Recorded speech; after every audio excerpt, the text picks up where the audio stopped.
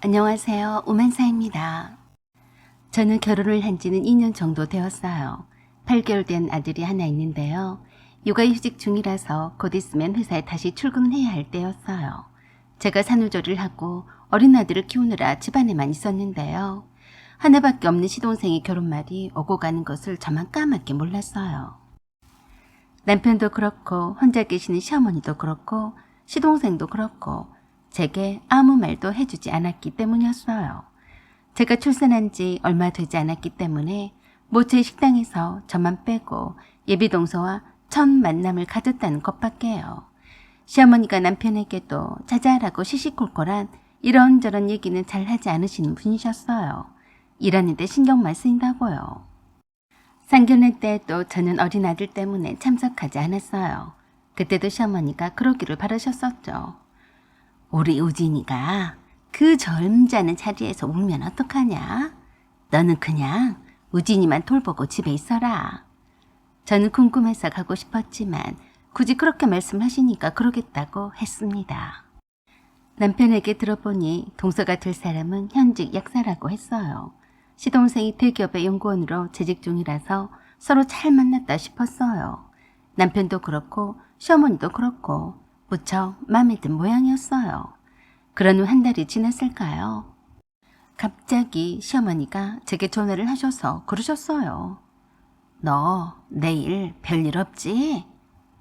네, 맨날 집에만 있는데 무슨 별일이 있겠어요. 왜 그러세요, 어머니? 아, 그래?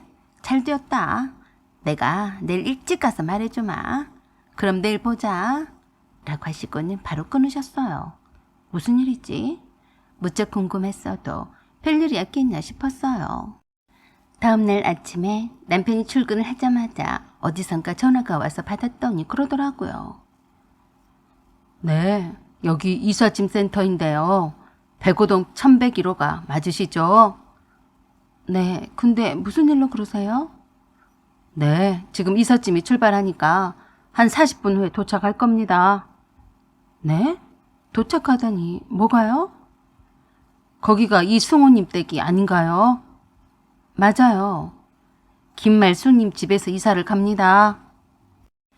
그 말에 깜짝 놀라서 제가 그 이삿짐 센터 사장님에게 그랬어요. 아니요, 저는 모르는 얘기예요. 그러니까 이삿짐을 옮기지 마세요. 아, 이거 곤란한데요.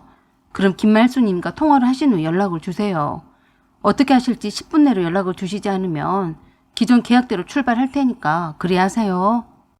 이게 뭐 어떻게 된 건가 싶었어요. 갑작스럽게 시어머니가 내 집으로 이사를 오신다니. 이게 어떻게 된 일인가 싶어서 시어머니께 전화를 드렸더니 나 네 집 앞이다. 문 열어라. 그래서 문을 열고 나가봤더니 시어머니가 엘리베이터에서 막 내리셨어요. 어머니, 이게 무슨 말이에요? 이삿짐 센터에서 이쪽으로 이삿짐을 나른다고 연락이 왔어요. 그러자 아무렇지도 않게 그러시는 거예요. 그게 뭐 어쨌다고 그러냐? 내가 이사를 오기 전에 너한테 미리 말을 했어야 했는데 생각보다 빨리 집이 나가는 바람에 내가 많이 바빠서 말을 못했다. 나 여기에 들어와 살 생각이다. 네? 여기라고 하면 저희랑 함께 살겠다는 말씀이세요? 너는 그게 그렇게 놀랄 일이냐? 너도 마침 육아휴직도 끝나가는데 우진이는 어떻게 할 셈이냐? 내가 여기서 살면서 우진이도 돌보고 너는 출근해서 돈 벌고 얼마나 좋으냐? 그래도 그렇지. 저에게 아무 말도 안 하시고 무작정 오시면 어떻게 해요? 내가 미리 말했으면 흔쾌히 그러자고 할 생각이었냐? 싫다고 했을 것 아니여. 저는 너무나 어이가 없어서 그랬어요. 어머니, 그걸 아시는 분이 이렇게 나오시면 어떡해요? 나도 이 집에 어쨌든 5천만 원을 투자를 한 사람이다. 거기에다 손자까지 돌봐주겠다는데 네가 내게 있으라 말아 할 처지냐? 암튼 내 이삿짐이 곧 도착을 할 테니까 너는 번거롭게 나오지 말고 우진이랑 우진이 방에 가 있어라. 네? 어머니, 그게 무슨 말씀이세요? 어떻게 그러세요? 안 될 말씀이에요. 안 되다니? 너는 회사에 다시 나갈 생각이 없다는 거냐? 내가 우진이도 돌봐주겠다는데 황송해서 어쩔 줄 몰라 해야 하는 거 아니야?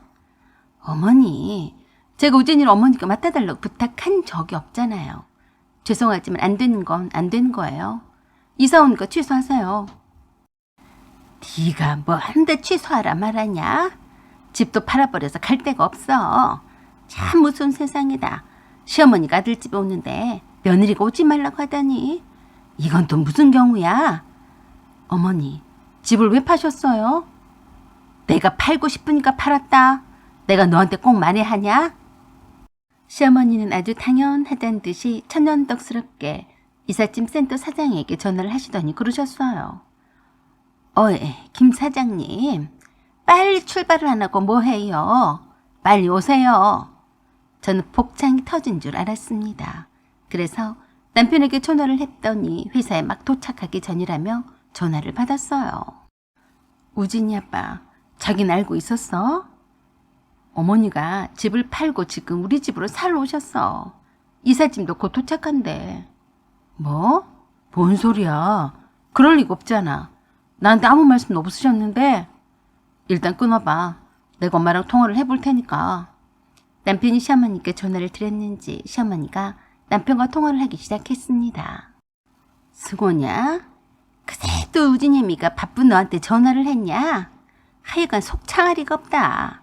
내 아들 집에 오는데 이렇게 며느리가 눈치를 줘서 쓰겠냐? 왜 오긴? 너희들이랑 살라고 왔다. 너희들이 손해볼 게 있냐? 내가 우진이를 돌보고 살면 좀 좋으냐? 나도 돈도 안 나가고 일석이조가 아니여. 그러시더니 저를 향해서 사정없이 째려보시면서 그러셨어요. 하여간 속도 좁다 해도 네 마누라처럼 속 좁은 여자는 처음 본다. 내가 왜 너한테 말을 안 했겠어? 이러니저러니 해도 내 손자는 딴 사람의 손에 못 맡긴다. 내 손자는 내가 키워야지. 바깥일로 바쁜 너한테 뭐하러 입 아프게 말하겠냐? 얼른 회사에서 일이나 해. 여기는 신경 쓰지 말고 이만 끊자. 그러시면서 저를 사정없이 매섭게 노려보시면서 그러셨어요. 너는 누구를 닮았냐? 내가 지금 회사 말한다만 너는 처음부터 마음에 안 들었어. 그래도 내 아들과 살아주는 것도 어디냐며 내가 마음을 돌렸었는데 끝까지 밉상이네. 내가 웬만하면 며느리를 비교를 하지 않으려고 했는데 어떡하겠냐? 비교가 되는데 네 동서한테 책이나 잡히지 말고 살아. 어머니, 처음부터 마음에 안 들었던 며느리랑 왜 살려고 오셨어요? 저도 싫어요. 어머니가 아들이 하나밖에 없어요. 또 한 명 있잖아요. 왜 싫은 며느리랑 살겠다고 하세요? 내 맘이다. 감히 시어머니한테 이래라 저래라야. 네가 싫으면 나가라. 알았냐? 무대뽀의 말이 안 통하니까 저만 답답할 뿐이었어요. 결국에 시어머니 이삿짐이 저희 집으로 배달이 되었고 남편의 소재방으로 쓰던 공간을 아들방으로 몽땅 옮기고 시어머니 물건들로 가득 채워졌어요. 거실에도 주방에도 흡사 여기가 내 집이 맞나 싶더라고요. 이삿짐을 옮기고 아들방에 남편의 책상과 물건들이 옮겨지자 제가 어린아들을 데리고 안방 침실로 왔는데요.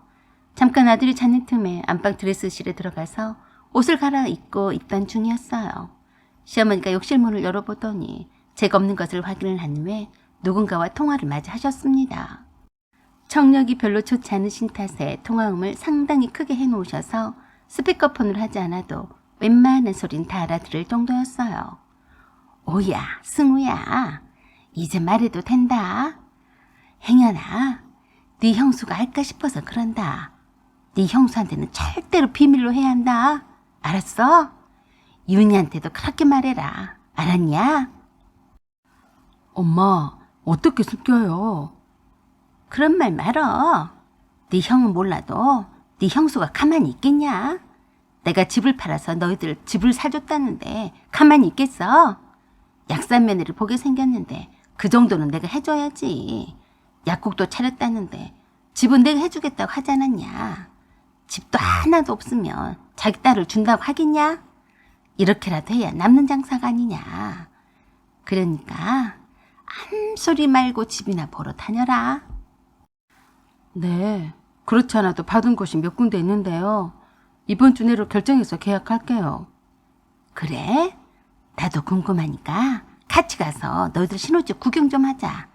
내일이 주말인데 집 보러 가는 게 어떠냐? 그러세요. 내일 모시러 갈게요. 오냐 내 아들. 내일 보자. 참 듣고 있자니 기가 막히더라고요. 장남인 남편에게는 전셋집을 구하는 데 쓰라며 딱 5천만 원만 보태주셨으면서 역사 며느리를 보겠다며 살던 집을 팔아서 집 한 채를 사주시라다니, 그것도 장난집에서 살겠다며 말도 없이 밀고 들어오시다니 보통의 시어머니는 아니었어요. 착하고 효자인 남편만 믿고 그러신 겁니다. 착각도 이분수지. 가정을 이룬 아들이 영원히 효자인 아들일 줄 아셨나 봐요. 퇴근해서 온 남편이 시어머니 이삿짐이 늘어진 걸 보고 입을 다물지 못했어요. 제게 연신 미안하다고만 했어요. 시어머니는 이삿짐 정리도 다 미룬 채 그 다음날 시동생과 함께 즐겁게 시동생의 집을 사주러 나가셨어요. 보통의 시어머니가 아니면 보통의 며느리가 되는 것을 포기하면 되는 거였죠. 그래서 이삿짐 센터를 불러서 저도 이사를 가버렸어요. 시어머니가 저녁 무렵에서야 저희 집에 도착을 해서 시어머니 이삿짐만 빼고 저희가 이사를 가버린 걸 알고서 뒷목 잡고 쓰러지려고 했다더라고요. 화가 머리 끝까지 난 시어머니가 남편에게 전화를 해서 그랬어요. 너희들 어디로 간 것이냐? 왜 말도 없이 가버렸냐?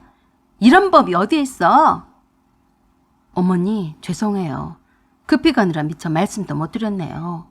어머니도 저에게 말도 없이 이사를 오셨잖아요. 전셋집을 집주인에게 내놓겠다고 했으니까 어머니가 알아서 하세요. 뭐시여? 네가 어떻게 나한테 이럴 수가 있냐? 거기가 어디여? 왜 나만 버리고 가버렸어? 저를 버린 건 어머니세요. 어머니한테는 승우가 있잖아요. 승우한테 집도 사줬으니 함께 사세요. 그만한 대접은 받으셔야죠. 저는 장인어른이 집에 방이 논다고 해서 처가살이를 하러 들어가니까 어머니는 승우랑 함께 사세요.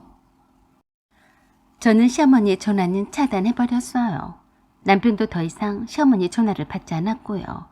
이미 상견례해서 집을 한 채 해주겠노라고 호언장담을 한 터라서 사주긴 사줘야 했는데 시어머니가 몸 하나 눕힐 곳이 없었으니 은근히 시동생에게 함께 살자고 오늘 때였었는데 바로 그러더라네요. 엄마, 요새 며느리 함께 사는 시어머니가 어디 있어요? 파혼당한 걸 보고 싶으세요? 엄마가 월세방에서 좀 지내세요. 제가 그동안 월세비는 들을 테니까요. 난 그렇게는 못한다. 내가 믿고 있던 네 형도 나를 배신하고 가버렸는데 너라고 내가 어떻게 믿겠냐? 그럼 어떻게 해요? 집 한 채를 사주겠다고 한 건 엄마예요. 이제 와서 못하겠다고요? 그 문제로 시동생과 시어머니가 심하게 싸웠다고 했어요. 시어머니는 다시 시어머니가 살 집을 얻어서 살게 되었고 시동생에게 집 한 채를 사주지는 못하게 되었어요. 그 일로 시동생의 결혼은 무기한 연장이 되어버렸죠. 내막을 알게 된 예비 동선의 집에서 파혼하자고 나섰다고 하더라고요. 우리 시어머니가 참 안 됐어요. 약사 며느리를 보려고 욕심을 부리다가 오히려 두 아들을 다 잃게 되었으니 말이죠. 시동생은 시어머니 근처도 안 가고 연락도 딱 끊은 채 살고 있고요. 저도 남편도 시어머니와 거리를 두고 있으니 말년이 참 외로우시겠다는 생각이 들었습니다. 시대가 변했는데 남편이 영원히 효자 아들인 줄 잘못 아셨던 것 같아요. 어쩌다 우리 시어머니 말년이 이렇게 되었는지 참 안타깝습니다. 사연은 여기까지입니다. 감사합니다.